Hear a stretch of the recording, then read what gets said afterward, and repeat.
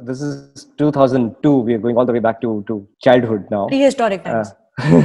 Absolutely. That's why we tell each other horror stories, and that's why we find them so seductive. That's why they are so entertaining. That's the ability to amplify the amount of food we can reach and eat, hiding and safeguarding ourselves from predators, came from being able to tell each other stories.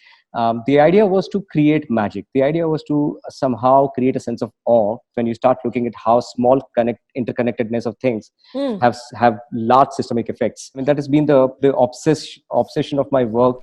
Hello and welcome back to my channel. If you still haven't subscribed, please कर लीजिए. 4000 हो चुके हैं, थोड़े से extra हो जाएंगे तो क्या बुरी बात है. Today's video is a very long one because it's a conversation. And let me tell you this, in this conversation, stay with me because हर 30 या 40 सेकंड में कुछ ऐसी नई चीज पता चलेगी which will blow your mind. It happened to me throughout this conversation, even though I knew what we were going to be conversing about, but it is just fascinating because the person that I'm talking to today is the elusive. He doesn't do this a whole lot, but he agreed to talk to me about Tumbbad, about Ship of Theseus, about his work at Memesys Lab. What is it that they're doing with the board game Shasan, and so many theories that I have about Tumbbad that he's taken the time out to talk to me about. Welcome, Anand Gandhi. Hi, Anand Gandhi. How's it going today? It's going really well. It's raining outside my window over here. It's just absolutely beautiful. I wake up every morning and feel a sense of gratitude that we found this lovely, fantastic hillock. 35 in Goa, for those of us who are stuck in Mumbai, everybody, Anand is in Goa on a hillock, it seems. That's great. Now listen, what are you doing in Goa? Memesys has shifted to Goa entirely, all your operations, your incubator of sorts? That's right.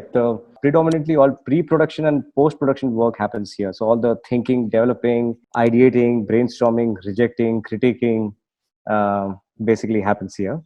And post-production happens here. So all the editing and color and VFX and those kind of things happen here. But you started as Cyclewala, then you became Recyclewala, then which has now become Memesys. So I just returned from this is 2002. We are going all the way back to childhood now. Prehistoric times. I had kind of retired from actively working in television and in theater to start cinema platform. And I at that time also just returned from my from a learning program in Gandhi in economics, and I was like deeply fascinated by sustainable technology, like the cycle. It wasn't too much thinking. It was Cyclewala.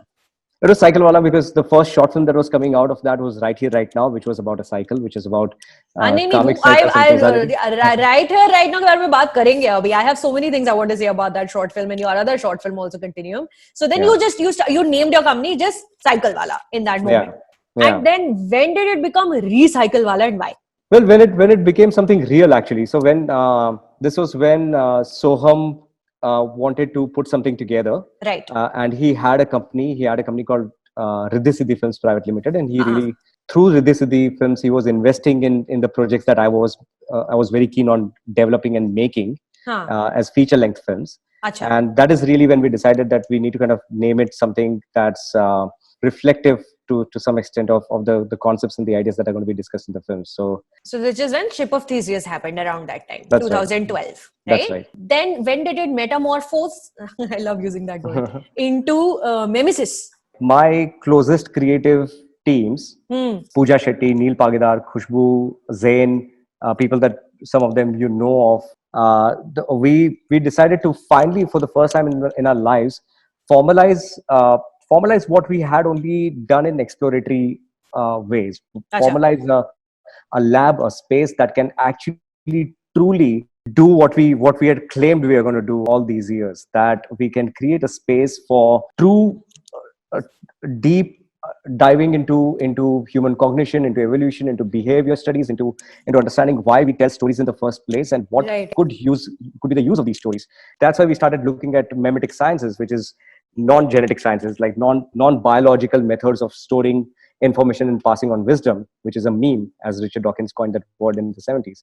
And we thought that is really what we are doing. We're creating memetic systems. We are creating systems of narrative which will have impact on human behavior. So we started with that kind of an audacious idea, and this is the first time we actually formalized a true studio, a true blue studio, and that became Memesys. अभी इतनी मतलब detail घनघोर बातें इनको आप simplify करते हो अपनी फिल्मों में, right? Because that is at least according to me, storytelling, and not just according to me, according to many philosophers who come before me, so storytelling is the easiest and the most effective way of imparting ideas, right? And Absolutely. That's what you've been doing since the early 2000s, I think. We will not go into your stint with Kyunki Saas Bhi Kabhi Bahoti and Kahani Ghar Ghar Ki, which was great when it lasted. But let's start with the first short film that I saw of yours, which I've been refreshing going through your work. Right Here, Right Now. What year was that short made? This was 2003. July 2000. I think that is when it came out. That is a film that should be taught in film schools about how you can really make something on a zero budget, near zero budget. I mean, it's a really small budget. And I'm watching those shots and I'm like, abhi camera gaadi ke andar kaise ghus gaya? For anybody who's not seen the film, it is up on YouTube in 2 parts, I believe, on your channel. And on Movie as well. Movie, you can see the whole thing together, because when we uploaded the film, at that time YouTube had a restriction on time limit. So before 1917, there is this one indie short we have, which is in 2 shots, cut in the middle, 2 single takes.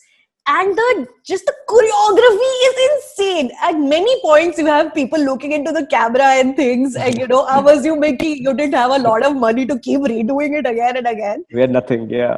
But listen, talk to me about that. Like, how have you made a film in 2 takes? Guys, you have to watch this Right Here, Right Now. Look it up. Thanks so much. I feel so reassured in the warmth that I've received from Right Here, Right Now over the years. 3 years ago, I was invited at a Russian film festival as a part of the jury, and they decided to open the film with Right Here, Right Now, because they thought that is really an important part of my narrative work, and I was really embarrassed. I was like, because the film was made with zero budget, we had absolutely nothing. It's the craftsmanship is so weak in so many places. People are looking to the camera. It's not clean work at all. It's cute. And when I saw the film with Russians 3 years ago, like a jam-packed auditorium of Russians, they applauded through the film. The energy somehow transmitted, and that's kind of stopped me from being embarrassed of the film now, so I can speak of it freely. The idea was to create magic. The idea was to somehow create a sense of awe, and transmit that sense of awe that you experience when you start looking at big systems, when you start looking at how small interconnectedness of things have large systemic effects. And that has been, that has been the obsession of my work across. It's everywhere. That theme is in everything you've done. Exactly. So you guys, I mean, we're not gonna, I don't want to spoil Right Here, Right Now for you. And it's a very old film, so it's grainy, and it's, you can tell that it's made on a zero budget. But there are moments in the film where you're just like, now, wait, the camera's in the car now? Like, how did this happen? The camera's on an auto now? Wait, the camera was just walking. And this is before like any steady cam, any of that technology or anything. So, I mean, I don't know how you did it. But then again, this theme of, continuation or butterfly effect, if I may, it goes into your next film, which is literally called Continuum. Talk to me about Continuum. How long ago was that? And because that evolved later into Ship of Theseus, right? That's right. So 2006 is when we made Continuum. We started working on it in 2005. It was a year of great discovery for me. I was at Tribeca, and I remember meeting Gay Hendricks. And Gay Hendricks asked me how much I made Right Here, Right Now for, and I told him like lesser than $1,000. And he literally pulled out his wallet and he said, "Here is 5,000. Can you make another?" Crazy. Right Here, Right Now. Of course, one of the key participants on that film was a lifelong collaborator and one of my closest friends, Mitesh Shah. And by the time we got around to Continuum, we had already met the friends who had started shaping each other's ideas of cinema. Khushbu had already entered my life after Right Here, Right Now, and she had all these really, really incredible nuanced ideas where she had managed to capture through very, very small glimpses, through just cross section of life, really tiny nuances, these small gestures that were simultaneously mundane life, that was simultaneously a cross section of everyday life, but at the same time they stood tall in being metaphors of entire systems, and hence hunger, trade, enlightenment, there were entire economic essays and theses being written through these extremely tiny glimpses of life, and that is really Khushbu's power. Yeah. By this time, a young cinematographer our age, I mean, we were all young.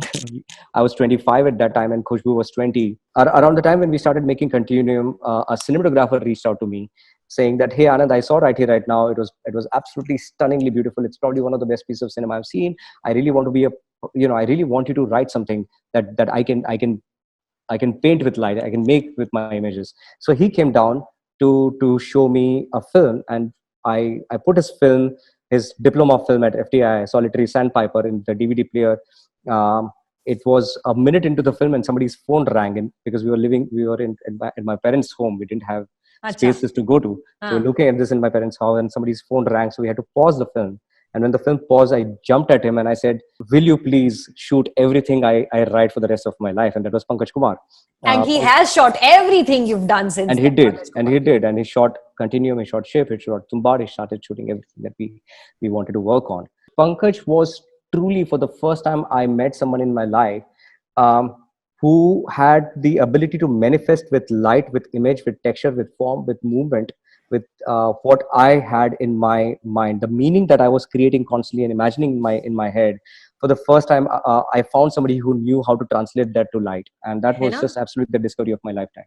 अरे बहुत बढ़िया यार, तुम्बाड़ तो मतलब every award in the universe he should get for the cinematography of that film. Absolutely. But also in Continuum, two cameos that caught me by surprise. One is Manav Kaul. Manav is a role. Manav is the key role. Sure, but I didn't know that he was in your short film in the mid 2000s. Right. And the second is Rahi Barve. He is sitting in the audience watching like French film play out. So you and Rahi have known each other how long now? 17 years. Wow, 17 years. And out of that 17 years, 16 and a half, you were making Tumbbad? Well, Rahi was at it longer than I was. He started before I joined Tumbbad. He had been living with it, and he had been living with a lot of dreams and a lot of worlds that he had created. And that's how we met. Rahi had seen Right Here, Right Now, and he had reached out to me when he wanted to make Manja, his first short film. Correct. And I remember meeting him narrating his short stories. He was already a published author with short Marathi fiction. And I was completely amazed by this artist, by this mind. I was so much in love with his mind, his imagination, his ability to dream up these beautiful and rare and dark worlds that were so unlike my worlds. I look at the cloud from the outside, and I kind of understand how the cloud is made up of parts that interact with each other, and hence the whole is greater than the sum of the parts. But Rahi enters the cloud. Rahi really goes into the cloud, and he feels it, he experiences it deeply and profoundly. This is the time that, by the way, I just met Vinay, Chaitanya, Pankaj, Khushbu, and Rahi. So these are some of the most beautiful artists who have stayed in my life, who I've had the privilege to exchange ideas and collaborations with, and this was a rich period in our lives. We were discovering each other. We were discovering what each one of us brought on the table. Also, if anybody is following Anand Gandhi's filmography closely, you'll find the name Vinay associated with everything that he has done. Either it's a character or it is actually Vinay Shukla making an Insignificant Man. So that was a joke that really started between Chaitanya and I to kind of just irritate Vinay, who was always shying away from the world and from the crowds, to kind of thrust him in the middle of the action by saying that this is your character. And so Vinay was the name of the character in Grey Elephants in Denmark, a play that Chaitanya directed that I produced. Vinay is Vivek Gombar's name in Court. Vinay is the name of Alia's boyfriend in Ship of Theseus. Yeah. Rahi's character is called Vinayak in Tumbbad. Tumbbad. So, chalo, now let's talk about Tumbbad then. And I'll tell you why, you guys, you're watching us right now. Anand and I, we've been chatting ऐसे on and off, little. But हम Tumbbad के बारे में इतनी बातें करते हैं इधर उधर. I was like, let's just put it together and talk about Tumbbad. Really analyze that film, because I've seen it about 3 times now. And every time I watch it, I observe a new theme. I see a new Easter egg. I see a new something. So you've been credited on this film as a co-writer and as a creative director. Now, creative director manje kya? And executive producer, of course. Yeah. So I had multiple hats on the film, and I played so many different roles on the film. But essentially, as a I mean, you know what a co-writer means. You know what an executive producer perhaps means as well. I put the project together as a Correct. got the resources. We Correct. need each other kind of thing. But as a creative director, this is what I essentially did. Rahi had a dream. Pankaj had the ability to paint it. Had Pankaj is the artist that all of us respect the most. We think he's the greatest cinema artist of our generation. Masterful. Pankaj was for Rahi, for me, for everyone, the one person we know and respect as capable of translating what we have in our minds to light, to form, to texture, to movement. Pooja, Nitin, and their team, Rakesh, Smriti, who did costumes, they're the skin, right? So if Rahi is the dream, Pankaj is the light, and the light of an image emanates from two sources. One is the subject, and the other is the eye. The other is the viewer, and Pankaj is that eye, and the light is emanating from him as much as it's emanating from the subject. And then there is structure, the manifestation of every thought, every image into architecture, into design. So that's Pooja. Pooja Shetty, but she's one of the greatest design thinkers we have met in our lives, and we have the larger design thinking. She's always the one inspiring everyone else.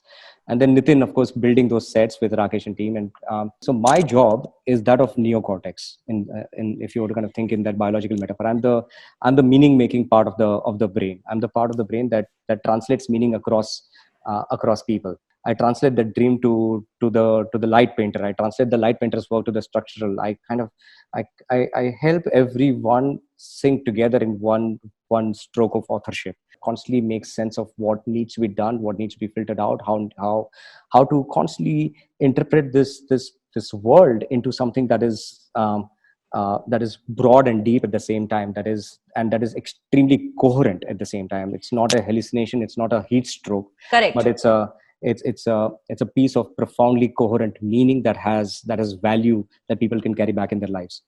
मेरा personal neuro cortex मुझे लगता है थोड़ा week है, इसलिए मेरे को तुम्बाड़ 3 बार देखनी पड़ी to I feel like I've actually grasped the film a little bit, because first time I watched it like this because I'm like really scared of horror movies, and then I was like, this film is insane, and then then you realize कि ये horror तो एक limiting word हो जाता है when you're talking about Tumbbad as a whole, right?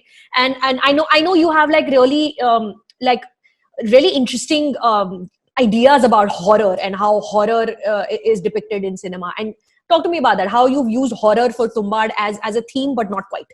Okay, so indulge me here, Sucharita, that which you are indulging me, by the way. Yes, Anand. So do indulge me a little over here as I kind of digress, because I want to build a framework, and this framework will be a great launch pad to have a conversation about pretty much everything I've done in my life. So I'm going to do that a little bit. Go. What is it that life does? Life consumes other life to survive, with the exception of chlorophyll-based life forms on this planet, which is plants. Every other life form consumes another individual life to survive. And you arrive at consuming life by not being consumed constantly. You avoid being consumed by something and someone. I'm simplifying my entire thesis to as much as, yeah, right. So we are predators to our prey, and we get to our resources by not being eaten up. We have to manage not being eaten up. Every life form does that. Every life form tries to safeguard itself from its predator and tries to get to its prey sooner than anybody else, right? To survive.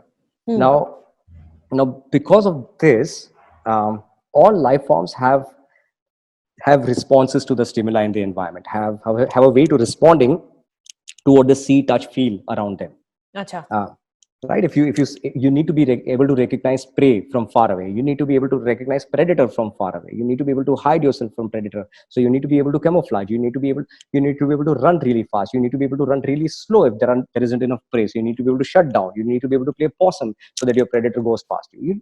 There are all kinds of strategies that life, the variation of life that we have around us has evolved, and we are also a part of this variation. Now, life on this planet is 3 billion years old. The human species is only 300,000 years old. We are a very minuscule part in this entire timeline. In that, agriculture is only 10 to 14,000 years old. We have had easy access to food only in the last 10 to 14,000 years. So most of our behaviors are behaviors that evolved in great scarcity of food, हाँ, where we are hunting and gathering कुछ mostly. मार के ही खाना पड़ेगा अगर कुछ मार के खाना ही है खाना तो. पड़ेगा. हम mostly hunting and gathering. हाँ. Gathering also, like we can also gather mushrooms and berries, but we can also hunt and eat. In both cases, we are trying to avoid being eaten by something. So what gave human beings the ability to amplify this very experience that every other species has? The ability to amplify the amount of food we can reach and eat, and the ability to amplify our hiding and safeguarding ourselves from predators हाँ. came from being able to tell each other stories. हाँ. Correct? हाँ. I tell you, हाँ. I can mark spots and tell you that look where you find these spots. Remember that there are tigers hiding. There मतलब are heads up दे रहे हैं आपको. right, हाँ. or don't eat these mushrooms with these spots because they are poisonous. You will die. हाँ, correct. कहानी हो गई. So we tell each other stories. We draw cave paintings. We put these stories down in symbols and in images and in illustrations. We show बिल्कुल. how bisons run and how horses run, and we show how to hide from them, how to safeguard ourselves, how to go hunting them. Correct. We tell each other stories so that we can amplify our abilities to live. हाँ. And that is one thing that is unique to human species. So of the millions of kinds of stories that we tell each other, horror is one such story. Horror is specifically a story about how a predator can kill us, how some kind of predation can destroy us, how can we get to proliferation of our kind by avoiding that predation, how can we get to gold while avoiding hastar, is really the framework of all horror cinema. And that's the evolutionary basis of nightmare. Nightmares are our body's way to prepare ourselves for eventualities. I'll give you an interesting trivia that I learned 2 years ago. I was having lunch with Sandy Kleeman.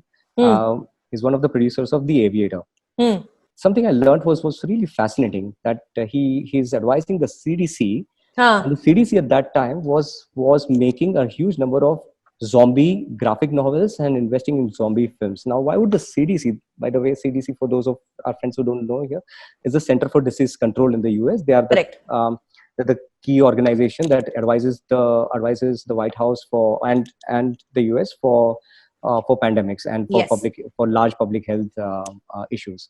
So the CDC was invested in creating zombie narratives, in creating zombie graphic novels, and even investing in films. And that for me is a fascinating thought if you think about it. Why is the CDC interested in zombies, right? Because zombie, the CDC recognizes, is a metaphor for pandemics. Pandemics, for infections that will kill you. Exactly. Insane. I love that. So that's something that scholarship has recognized for a while now. Yeah. We have understood that horror is our body's way of mitigating nightmares, of looking at eventualities that can kill us, that can be fatal for us as a system, as people, as individuals, and through learning that, through injecting ourselves in narratives that actually don't kill us, but end up teaching us and prepare us for eventualities of this nature. That if these are the kind of events that you were to find yourself in, this is what you don't want to do, and this is what you perhaps want to do. Wow. So it's evolution. It's an evolutionary tactic, you're saying.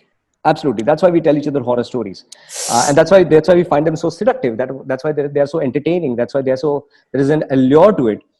There is an allure to stories of fear and horror because they save us. So our bodies have learned to reward it. Anything that safeguards us, saves us, our bodies have learned to reward those things. Oof, I love it. I love it so much. And that's why anybody who watches, Tumbbad for a second time, or anybody who spends any time thinking about Tumbbad after even watching it for the first time, they're like, this is actually not a horror film. There is so much more going on. It's not just about horror. There are so many themes in the film. And that's what I wanted to kind of chat with you about also.